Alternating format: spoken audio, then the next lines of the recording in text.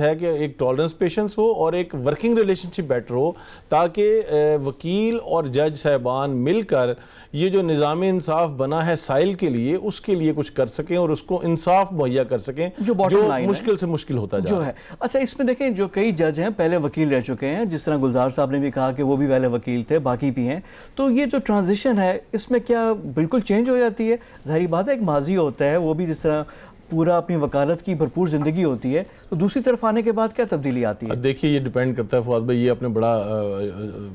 Important question پوچھا ہے. دیکھیے بے شمار ہمارے جج صاحبان ایسے ہیں جب یہ بار سے بینچ میں جاتے ہیں تو وہ ان کا رویہ تقریباً اسی طرح فرینڈلی اور اسی طرح سے وہ they feel that they are still members of the bar, کیونکہ الٹیمیٹلی 2 4 5 7 سال کے بعد پھر بار میں ہی واپس آنا ہے نا آپ نے آفٹر ریٹائرمنٹ. اور جو ججز اس مائنڈ سیٹ کے ساتھ وہاں بیٹھتے ہیں جب وہ واپس آتے ہیں دوبارہ وکالت بھی اچھی کرتے ہیں، ان کو لوگ بھی اسی طرح سے ریسیپشن دیتے ہیں، ان کے لیے دوست بھی موجود ہوتے ہیں. اور کچھ ہمارے بھائی ایسے ہیں جو ہمارے دوست ہیں جو جب جج بنتے ہیں تو شاید وہ بنتے ہیں کہ ہم وہ سمجھتے ہیں کہ کائنات کی دوسری مخلوق ہم بن گئے ہیں اور یہ جو لوگ تھے ہم ان سے ممیز تھے، ہم زیادہ ممتاز تھے اور ہم لہٰذا جج بن گئے. اس مائنڈ سیٹ نے ہمارے لیے بہت ساری پرابلمس جس کا کل ذکر آپ جس طرح فرما رہے ہیں چیف صاحب نے کیا، یہ اس وجہ سے یہ مسئلہ پیدا ہوا ہے اور وہاں وہ ایک بہت بڑی ریزن ہے. تو میں یہ سمجھتا ہوں کہ جب کوئی بھی وکیل جج بنتا ہے تو اس کو یہ بالکل اس کے ذہن میں رہنا چاہیے کہ یہ میرا مدر انسٹیٹیوشن ہے اور یہاں پہ تو جو پریزیڈنٹ رہے گا، پرائم منسٹر رہے گا، چیف جسٹس رہے گا، اس نے بھی واپس اس مدر انسٹیٹیوشن میں آنا ہے اور اس کو ضرورت ہوگی وہاں پہ پھر دوستوں کی، وہاں پہ وہ لوگ جو ان کی عزت کریں، جو ان کو وہاں پہ سپیس دیں، جو ان کو بیٹھنے کی جگہ مہیا کریں. اچھا یہ تو بات ہوگی اوور آل بھی، لیکن اب ایک اور ٹرینڈ جو آیا ہے وہ یہ ہے کہ جلسوں میں بھی اب جو تنقید ہوتی ہے وہ پہلے نہیں ہوتی تھی، جس طرح آپ کے اسٹیبلشمنٹ فوج کے بارے میں، عدلیہ کے بارے میں بھی نہیں. اب اس طرح جلسوں میں جو سابق چیف جسٹس صاحبان ہیں ان کا نام لے لے کر اب بات ہوتی ہے، ٹاک شوز میں ہوتے ہیں کہ جی افتخار چودھری صاحب نے فلانا یہ کر دیا تو یہ کر دیا، کھوسہ صاحب نے کسی کے کہنے پہ یہ کر دیا. اب یہ جو باتیں ہیں اس کا جواب کون دے گا؟ اب دیکھیے اس میں یہ پھر ہمارا میں سمجھتا ہوں کہ وہی اگر بار اینڈ بینچ کا ریلیشن شپ اچھا ہو اور اگر بار بنیادی طور پر ایک چیک بھی ہے جوڈیشری کے اوپر اور ایٹ دی سیم ٹائم اگر کوئی اٹیک ہوتا ہے جوڈیشری کے اوپر، کوئی ایسا حملہ ہوتا ہے، کوئی ایسی چیز ہوتی ہے جو کہ ان کالڈ فار ہے، تو ہمیشہ سے بار نے ان کو پروٹیکٹ کیا ہے. آپ یہ دیکھیے جب بھی بینچ کے اوپر اس طرح کا کوئی ڈکٹیٹر آیا، کوئی مارشل لا لگا، جب بھی اس طرح کا کوئی اٹیک ہوا ہے تو بار نے ہی اس کو ریزسٹ کیا اور الٹیمیٹلی بار الحمدللہ سکسیڈ بھی ہوئی ہے اس میں. تو یہ میں سمجھتا ہوں واحد بار ہے جو کہ اس کا کر سکتی ہے، لیکن اس کے لیے وہی بنیادی سوال پھر ہے کہ کیا بار یہ سمجھتی ہے کہ جو ہمارے جج صاحبان ہیں وہ اس سٹینڈرڈ کو مینٹین کر رہے ہیں جو کہ پوری دنیا میں مانا ہوا ایک سٹینڈرڈ ہے. کیا ہم آج یہ کہہ سکتے ہیں کہ ہماری عدلیہ وہ انصاف دے رہی ہے کہ جس کا ہم نے خواب دیکھا تھا یا جس کے لیے ہم آ کے جب ہم نے توقعات ہم لے کے آتے ہیں، ایک وکیل جب وکالت شروع کرتا ہے تو اس کے اوپر بہت بڑا کوسچن ہے. وکلاء پر بھی ہم بھی وہ نہیں کر رہے جو ہماری ذمہ داری ہے اور جج صاحبان بھی اس طرح سے نہیں کر رہے، لہٰذا ہمیں بہت زیادہ اس میں بہتری کی ضرورت ہے. اور صرف ایک بات ہے فواد صاحب میں آپ سے عرض کروں، جس دن ہم یہ دونوں مان جائیں گے،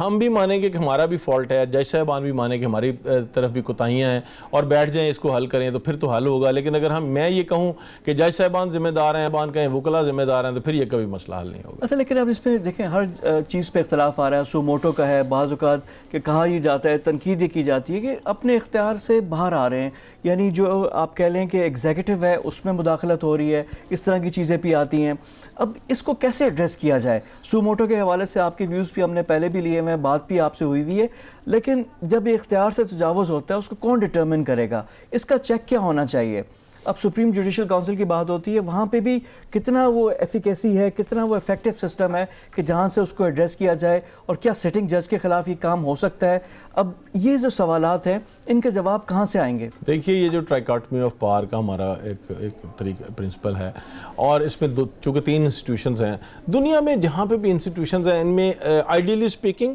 ہر انسٹیٹیوشن کو اپنے سفیر میں رہنا چاہیے، اس کے باہر نہیں جانا چاہیے، دوسرے کے سفیر میں جا کے انٹرفیئر نہیں کرنا چاہیے. لیکن پریکٹیکلی تمام دنیا میں ہر جگہ پہ یہ مسئلہ ہے کہ ایک ادارہ جو ہے وہ دوسرے میں جا کے کہیں نہ کہیں وہ انٹرفیئر کر رہا ہوتا ہے اور وہ ادارہ بتاتا ہے کہ بھائی آپ انٹرفیئر کر رہے ہیں. جس طرح کہ آپ سمجھتے ہیں آزادی کی ڈیفینیشن بھی فریڈم کی یہی ہے نا کہ میری فریڈم وہاں ختم ہو جاتی ہے جہاں دوسرے کا ناک شروع ہوتا ہے. تو اسی طرح ان اداروں کو بھی الٹیمیٹلی یہ سمجھنا پڑے گا کہ ہمیں اپنے اختیارات سے باہر نہیں جانا. لیکن فواد صاحب یہ اگر آپ یہ کہیں کہ یہ ختم ہو جائے ان کے درمیان، یہ نہیں ہوگا، یہ ہمیشہ رہے گی. یہ ہم بحث کرتے رہیں گے کہ یہ ادارے کا اس کا یہ اختیار تھا، اس نے اختیار سے تجاوز کیا ہے. سو موٹو کی جہاں تک بات ہے وہ ہمیشہ سے بار کا یہی موقف رہا ہے کہ یہ سو موٹو کا جو اختیار ہے صرف sweet will of the chief justice پہ نہیں ہونا چاہیے، اس کو ادارہ جاتی انداز میں چلانا چاہیے. اس کے اندر کوئی ایس او پیز بن جانے چاہیے، اس کے اندر کوئی رولز بن جانے چاہیے جن میں ٹرانسپیرنسی نظر آئے، جس کے اندر ایک کلیئرٹی ہو کہ کون سے ایشوز ہیں.